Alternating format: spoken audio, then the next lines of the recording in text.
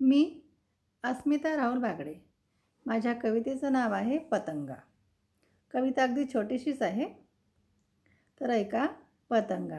माझ्या कवितेला लाईक आणि सबस्क्राईब कराल। दिव्याची तेजस्वी वात खुणाविते पतंगा। दिव्याची तेजस्वी वात खुणविते पतंगा। नयन सुख अनुभवण्या घिरट्या घालतो पतंगा। दिव्याची तेजस्वी वात खुणाविते पतंगा।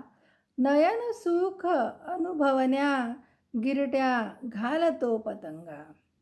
स्पर्श करताच वातीला अंत निश्चित आहे कळते पतंगा। स्पर्श करताच वातीला अंत निश्चित आहे कळते पतंगा।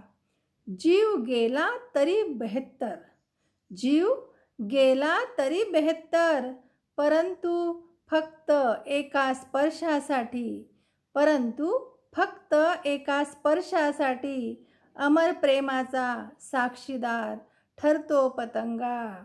अमर प्रेमाचा साक्षीदार ठरतो पतंगा। धन्यवाद।